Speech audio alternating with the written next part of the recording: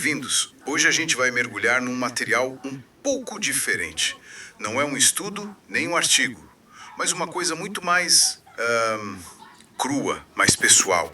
É uma reflexão, quase um diário, sobre a experiência de ver o novo filme do Super-Homem. E o que eu acho fascinante nesse tipo de texto é justamente isso. A gente consegue espiar, sabe, em tempo real, como uma obra de cultura pop bate na consciência de uma pessoa. A análise aqui não é sobre o filme em si, Exato. mas sobre o eco que o filme deixou nesse espectador. Perfeito. E essa é a nossa missão hoje. Entender como uma história, que a princípio é só entretenimento, vira um espelho. Um espelho das nossas emoções, de memórias que a gente nem sabia que tinha, dos nossos desejos e, talvez o mais forte, das nossas falhas. Como que uma história sobre um alienígena superpoderoso acaba dizendo tanto sobre ser humano? É a velha magia da ficção, né? Ela conecta o espetacular, tipo um herói que voa, com o que é profundamente mundano, profundamente pessoal. Esse texto é um estudo de caso perfeito dos gatilhos emocionais que a arte pode acionar. Transforma uma ida ao cinema numa jornada para dentro. Ok, vamos lá então. O relato começa de um jeito muito caloroso, sabe? Familiar. O autor descreve que foi ao cinema com a mãe e ele diz que percebeu que ela era a pessoa ideal para aquele momento. Ele completa: "Eu adoro super-heróis e tive a liberdade de mostrar minha emoção em cada cena.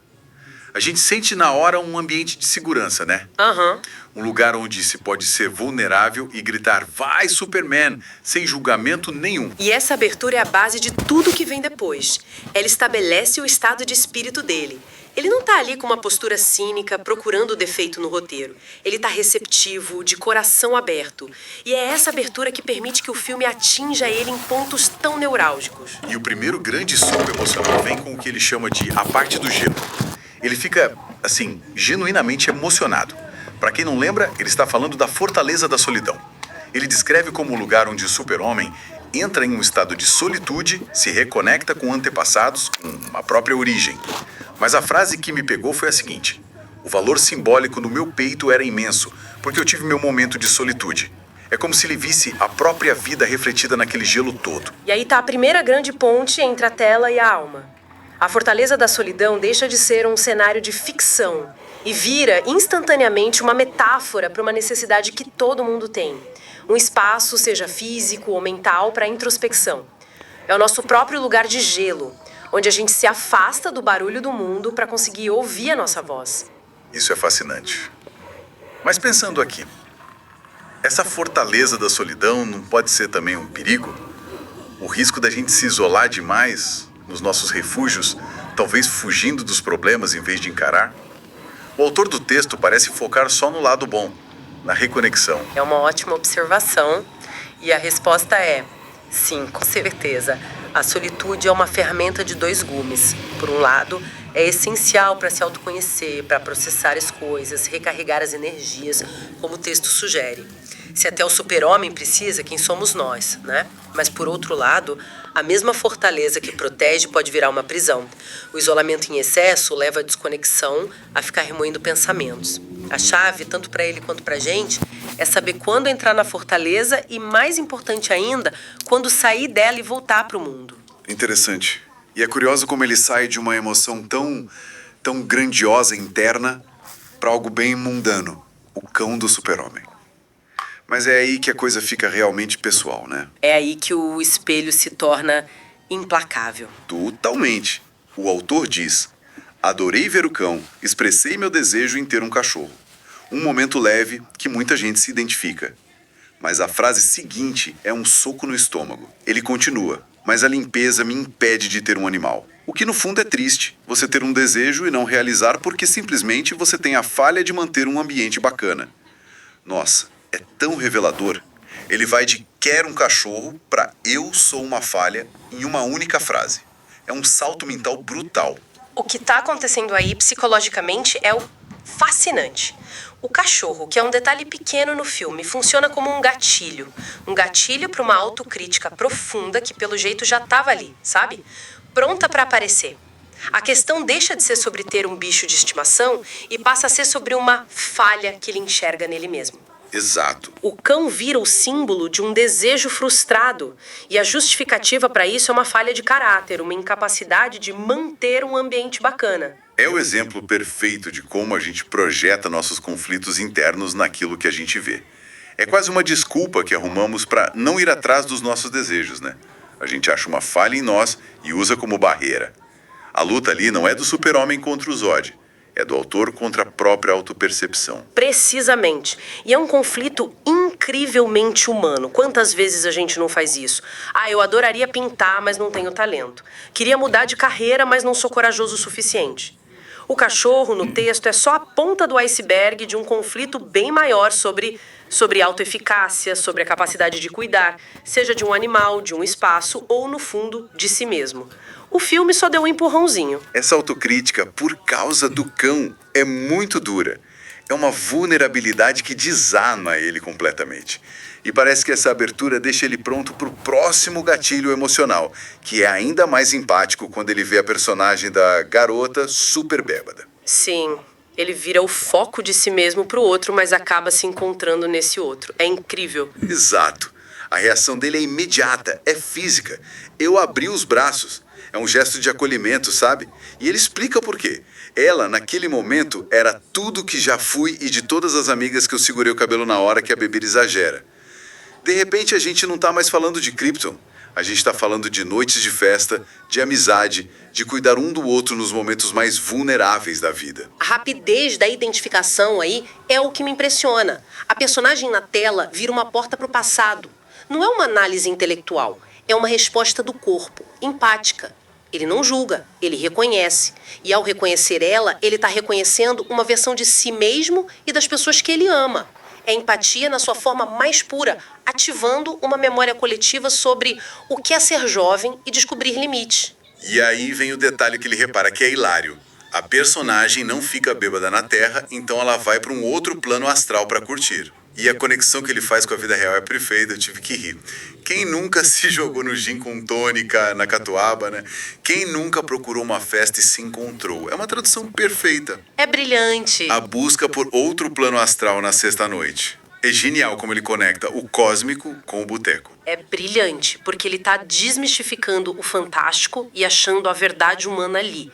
A ideia de ir para lá outro plano astral para se soltar é uma metáfora exata para a busca de desinibição que rola numa pista de dança.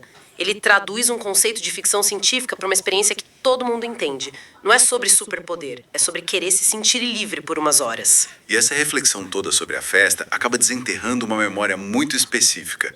Não é só uma lembrança vaga de noites de festa. Ele descreve um momento concreto.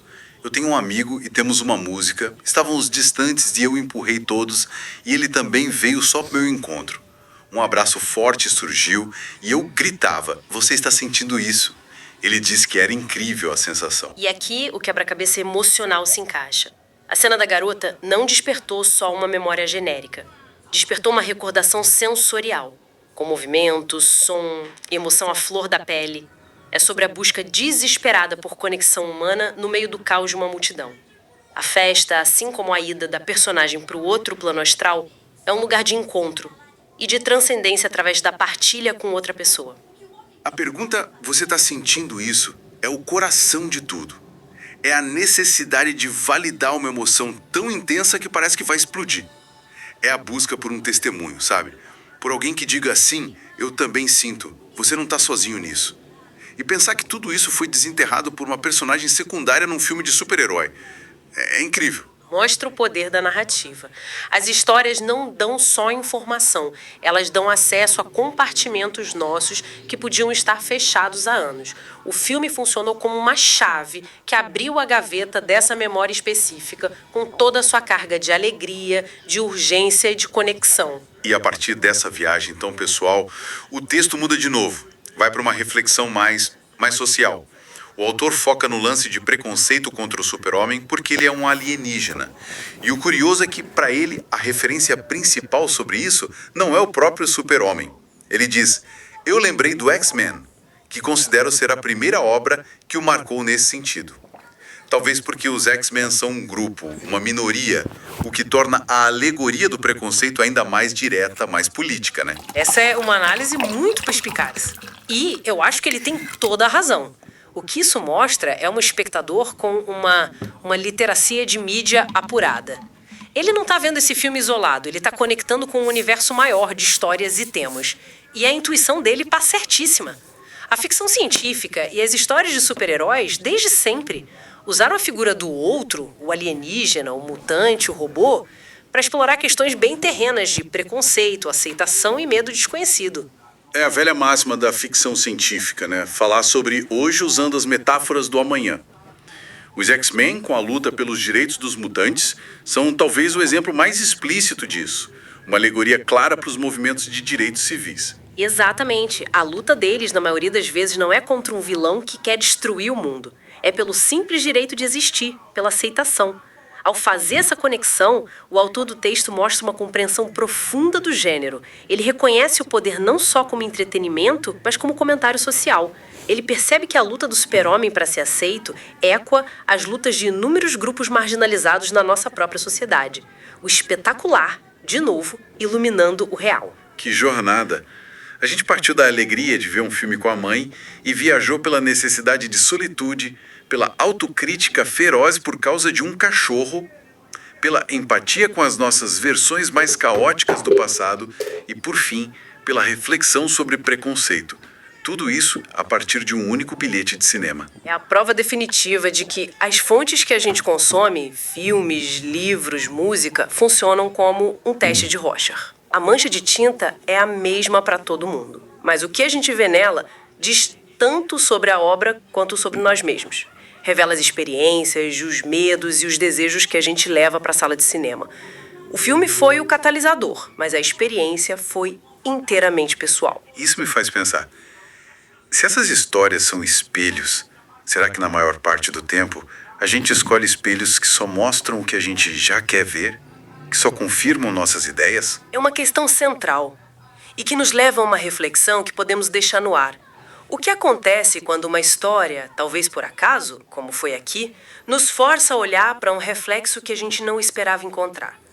Se as histórias que consumimos são espelhos, que partes de nós podemos estar evitando ver quando escolhemos o que assistir ou ler? E mais importante, o que acontece quando uma dessas histórias nos obriga a encarar esse reflexo inesperado? Talvez desconfortável ou surpreendentemente emotivo. Como esse texto mostra, é justamente nesses reflexos que a gente não procurava que às vezes a verdadeira descoberta acontece.